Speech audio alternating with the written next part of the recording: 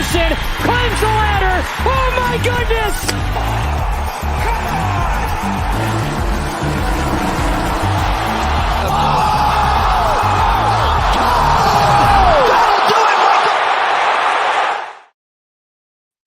What's going on, everybody? Welcome to the Round 2 Showdown show here for the Tour Championship.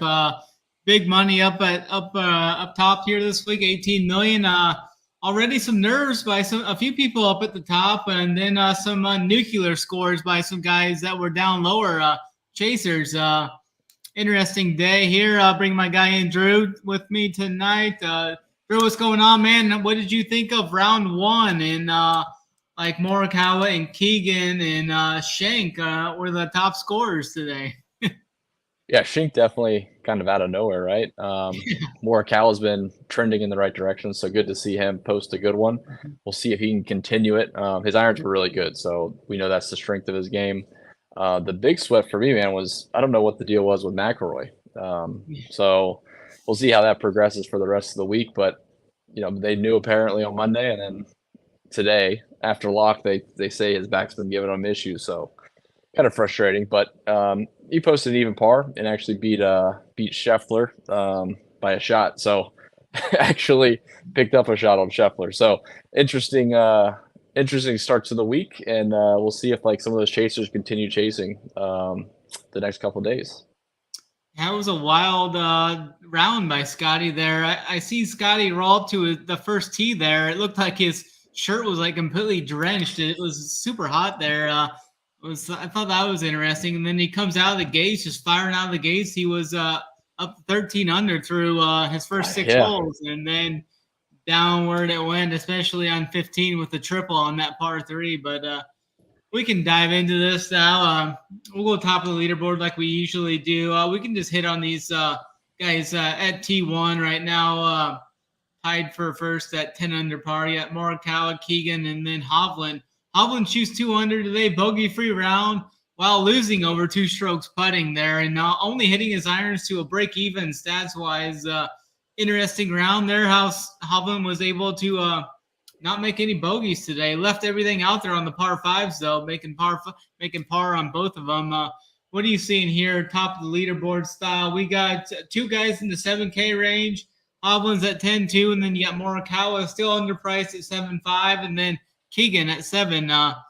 Keegan doesn't have the chance to go first round leader down to missing the cut here with a no cut, but what are you seeing here? If it could happen, it could still happen to a guy named Keegan. Yeah, I think Victor's my favorite up here. I don't really care to chase Morikawa. I know he played fantastic. He's only 7,500, so he probably should be considered in your pool, but he's definitely going to get some severe ownership climb just off of today's round. He played really solid. Didn't really do much besides the irons fantastic and made a couple of the putts. But I still think Hovland's in play, man. I'm looking through, you know, even though he was even on approach, like his off the tee game sets him up so well. Just kind of peeking through his round, he had 10 of the 18 shots inside of 25 feet. He had 6 of those inside of 15 feet, which is just 1 short of where Morikawa was. So like he wasn't very far off of a good round. So even though his approach numbers don't look great, he lost 2 strokes putting, about 2 strokes putting. I like Hovland quite a bit as a spin up option for tomorrow. Keegan's an easy fade for me. And yeah, the more I think about it, Morikawa's tough just at the price, but I think I'll just fade. And, you know, if he shoots 3 under, I can still catch some other guys to go lower. Yeah, I think I'm going to be off of Morikawa tomorrow, too. I have him on one of my – I only built 3 teams and threw it in all the 3 maxes and single entries and stuff, and I have a couple decent or 1 decent Morikawa team that I played him on, so I'll just let that ride there. I do like Hovland the best. Last year, Hovland kind of struggled out of the gates here. Shot 71 round 1, but played the next 3 rounds at 10 under par last year. And I think Hovland's a guy I want to back tomorrow at 10-2. I think that's a fair price tag. When you look at him compared to like Scotty's 1,100 cheaper than Scotty, and then he's 700 cheaper than Rory, I think Hovland is the guy that will putt better. Yeah. Will putt better tomorrow. I think the irons will be better tomorrow too. His irons have been good, man. His irons have been good for the last couple of weeks too. And like today, he only made 49 feet of putts. Yeah, I think Hovland has a low round in him. and maybe similar to last week where he started off somewhat slow, right? And then he really picked it up into a high gear by the back nine on Sunday. But yeah, I think he's in position and he's playing well. He just needs to, just make a few putts. I mean, 49 feet of made putts is, I think, the lowest, just the lowest over Max Homa by a foot. But it's down there as one of the worst, obviously second worst on the day. So yeah, there's a lot of upside, I think, for Hovland. Yeah, for sure. I think we're in lockstep there then with Hovland. I'm going to fade Keegan and most likely be off of Morikawa. I mean, Morikawa would be like a decent cash play if you're wanting to play cash and stuff. But but I think I'll be off him in tournaments tomorrow. We can dive into I guess we can just kind of dive into these next. Let's just group these next 6 guys into a bunch. There are a few big names here: Scotty, Shank, Henley, Fitzpatrick, Rory, and Rahm. I actually really like Henley tomorrow to continue what he did. He's kind of struggled out of the gates today. Didn't really catch fire until the end. He made birdie on 14, 16, 17, and 18, so he ended strong. The putter was there. Everything was good for him, except for a couple around the green shots, but I think he can bounce back from that. He did better on the back nine for sure. I like Henley a lot at his price tag too. He's at 7,400, so $100 cheaper than Morikawa. I think Henley is a guy I usually like to target round 1, round 2 before the pressure really gets to him too. He typically generally plays better first 2 days before the weekend hits him, but definitely like Henley there. I'm not sure about Fitzpatrick.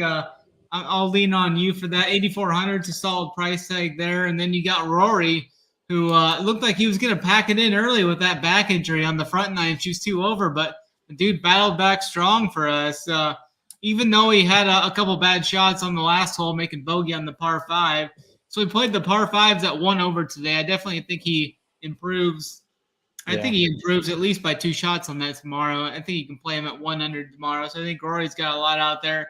And then Rahm, it's just been more of the same with him. It's just been up and down, up and down. He looks really good at times. It looks really bad at times. So just not sure what you're going to get out of Rahm. But the price tag on Rahm is elite, I think, at 9,700. It's a great price tag on him. Yeah. What are you seeing here from these 6 guys here? Are you going back to a Shank or a Fitzpatrick or anything like that? Or no Shank. I'm glad he played well. I have exposure, so I'm hoping he continues to play well. But yeah, I'm with you on Henley. Henley is my favorite play in this range, and he's just such a good ball striker, and he's still ball striking it really well. So I think he's the safest and probably maybe not has the most upside as anybody in the field because his putter tends to lack. But like another 500 round for him is definitely in a small range of outcomes, I think, for Russell Henley based on how well he's hitting it. I'm going to keep going back to the well and Scheffler at 11.3. It's a little expensive, but we can definitely fit him in. I'm going to fade Rory and Rahm. Rahm's price is fine, but I just don't think he's as sharp as he was early in the year, and I think people keep giving him chances. And maybe one round he gets it, but for now, man, I don't see it happening. I've given him plenty of chances. He still looks pretty dusty. So no Rahm and McIlroy. Like if you're just building a few lineups, I don't think McIlroy should go into your pool. If you're building, 20 max or more, add some McIlroy just as some exposure. But I just don't know where his back is at, and I don't know what's going to progress. It could be a one-day thing. I don't know. They talked about it being an all-week thing, so that scares me off of McIlroy. But like I said, if you're building, more than 20 lineups, have some exposure. But inside of, if you're building 5 or less, I don't see any reason to risk McIlroy exposure in this spot here. So, and then as far as Fitz goes, he's fine. He doesn't do anything flashy. He just gets the job done. So I'm totally fine with Fitz. He just wouldn't be a priority. But yeah, like you said, at the price, he's fine. I think in this range, it would be Henley, Scheffler, Fitzpatrick, just as an overall ranking. And then all the rest would be just fades. Yeah, for sure. I think Scotty can putt better tomorrow. He lost 3 strokes putting. And a lot of that was on the back nine. Yeah, he had it rolling early, man. I think he was dangerous early. I don't know what happened mentally, but I just have to go back to Scheffler. I thought that was the round we were expecting. Shoot 7 under par, run away with it, and it didn't happen. I think he comes back tomorrow and shoots the 7 under round.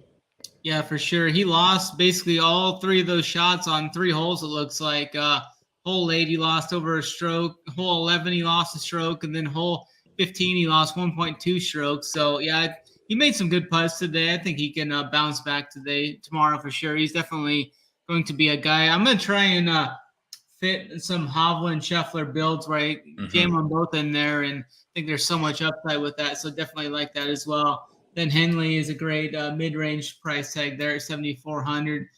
Diving down into the meat here, we can go -6 to -5 here. No, Hatton was a very popular value play today. He was priced at a great price, and then you just knew he was going to come out and play well this week. Xander was a guy I had some exposure to. Xander too. He was kind of down a little tier between the top guys. I think he had some good win equity.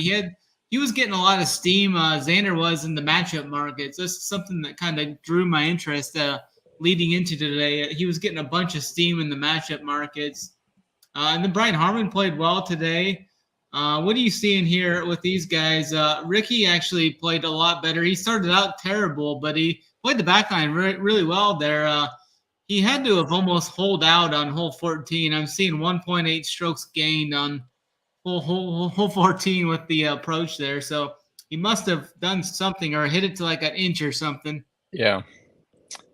I think Fowler is probably one of my favorite targets. I was on him last week, and he really faltered the rest of the week after Thursday's round. So I want to go back to Fowler.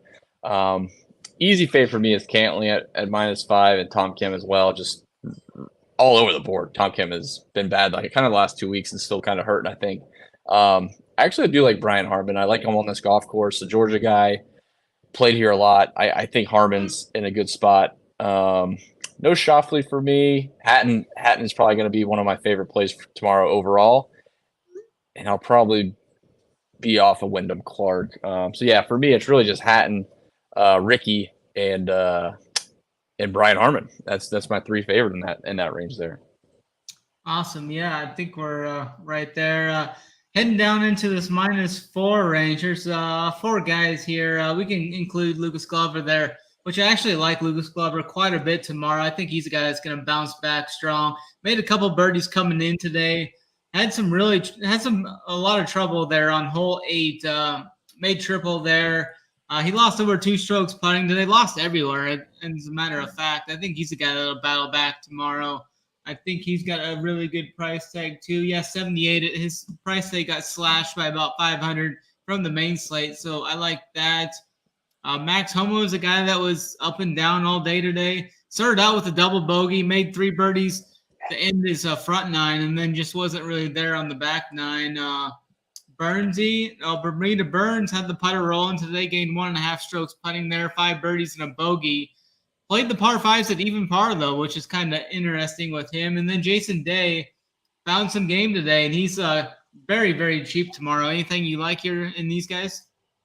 Yeah, I think Burns is just really solid for tomorrow. Played really well, tee to green, approaches looked great. He had 7 shots inside of 15 feet. He had 5 of those inside of 10 feet. So he was one of the best on the board for his proximity inside of 20 feet, 15 feet, and 10 feet. So Burns is my favorite. It's still really cheap, right? 6,600 was a popular full week play for me. A lot of it just because of the price. And then, like we talked on Tuesday, the placement points don't matter. So just going to keep the pedal down on Burns. And the other one in there, Jason Day's stats are interesting. Well, I probably want to have some exposure, but I'm not going to hold my breath on if that lasts just because he's been so bad for the last month. But I tell you who's going to have a bounce back. It's Max Homa. I think Homa, Bermuda-wise is not his strength. But when I looked through how he played today, across the board was pretty bad. But I think his driving was so bad that's the biggest plus side for him is to turn around hitting some fairways. I think he had 4 of 14 fairways today. For me, man, I think Homa's the bounce back spot. I think he's going to be so low owned because people look at how bad he played today. And he hasn't been playing bad. And I think he turns it around, hits a few more fairways, gets some opportunities, and shoots 6 under par. So I think Homa's a top-notch bounce-back spot. Burns is super solid, and that's really pretty much it for me in that range.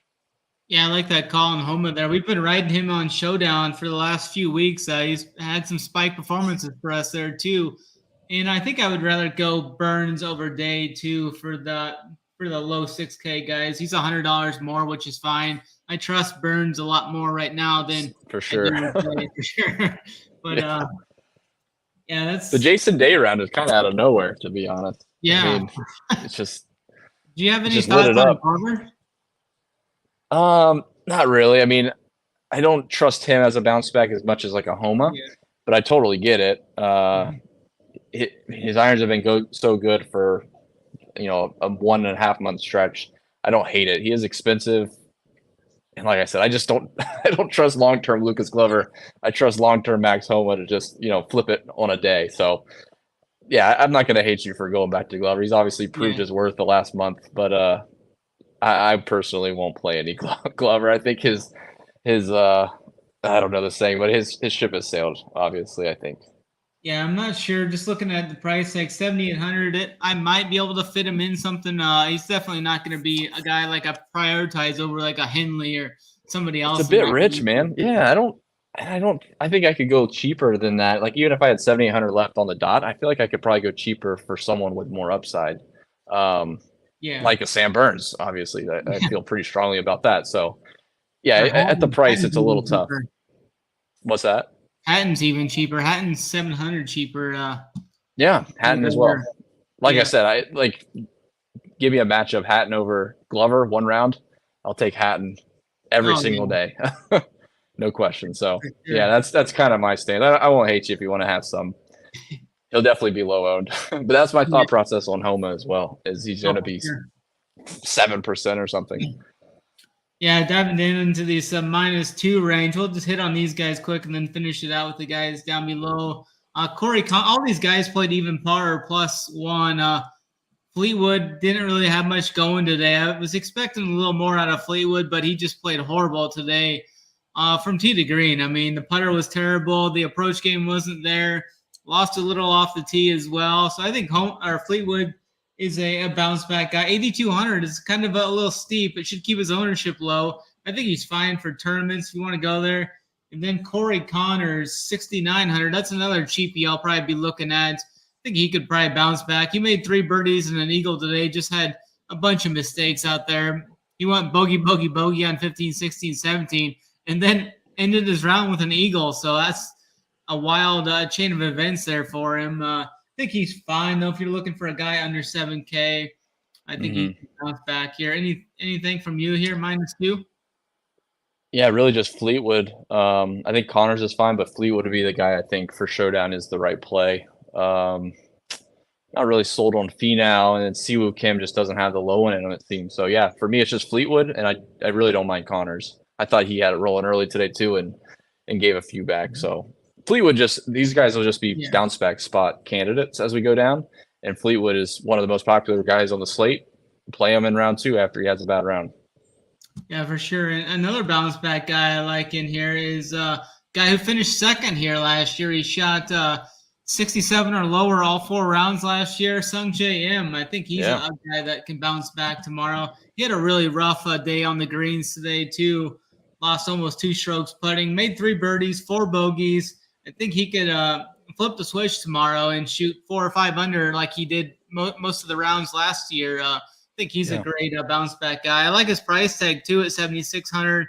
Really easy to fit him in there with that double stud build there with Scotty and Hovland that I'm kind of looking at. So he'll be a guy definitely mix into those builds for sure.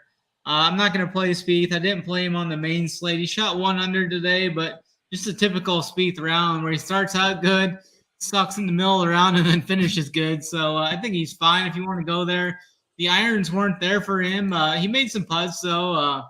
He's got that magic around the greens, too, that you could need. I don't think I'm going to go to Taylor or Emiliano Grillo either. Emiliano Grillo had a rough day out there, especially around the greens, losing over 4 strokes around the green. Rough day for Mr. Grillo there. Anything you see at the bottom of this board? Do you like Sungjae as well to bounce back? I do. Yeah, I do like Sungjae. I was kind of sold on him after last week. It was short-lived, but then last week kind of showed me something. So I think Im is in play on this golf course, like you said. Has good history here. He can post a low one. And again, it's just a good bounce back spot after +1 today. The rest of the guys at the bottom of the board, though, Taylor Moore, Nick Taylor, Grillo, not going to touch them. And I honestly don't see how you could reasonably argue that they would finish in the top 6 on a day with this field. So I don't feel like that's a hot take. But yeah, no Taylor Moore, Nick Taylor, Grillo, not because they had a bad route today, but because they probably won't have even a top 10 round against these guys in any event. So, yeah, I'll just end it with Spieth and Sung Jae. I'll have a little bit of Spieth tomorrow too. There you go. Yeah, I mean, he's got that upside that he could rattle off a low round here for sure. In Spieth there. Out of nowhere, he just doesn't make sense. So, so you play him. He might chip in for birdie 3 times. You just never know. Totally in the range of outcomes for him. Exactly. I haven't actually asked you guys to hit the like, subscribe yet. If you do, that would really help us out bring this content you guys free of charge, as we've got NFL and college football coming close. We've got preseason NFLs in full swing now. We've been crushing that with Bruce's projections, and then we've had the playbook and all that, and we've been in Discord there. And then Saturday, we've got the first week 0 CFB slate. So really excited for that, everything we got going on there. We're going to have Bryce and Bruce and all those guys in there breaking that down. I'll have a core up as well on the site. And then the NFL 20 will get you 20% off of all that. Any and all packages. SaberSim just released SaberSim 3.0 with new sims and optimization capabilities with that new 3.0 they got out. Any final thoughts you hear, Drew? I guess we can build a core here. We haven't done that core. yet. We can give the people a little core here for the people watching. I think we're probably in agreement with starting out with like Sam Burns at 6'6" to save some salary. I would say Sam Burns and Hatton we're probably both on, right? Yeah, that's fine for sure. Yeah, so we'll start with those two. Yeah, to get a little bit, won't get too weird for a show core. They can mix and match how they wish. I mean, I would probably take. I'll try to take Hovland. I think Hovland's still in play for a low one. Definitely, I like him as well. I guess I'll go to a guy I think we were both on there as well, and let's go Russell Henley at 7,400. Thought you were gonna say him. I saved him for you actually. I was gonna say it. I figured you were gonna say him. Oh, for Perfect. sure.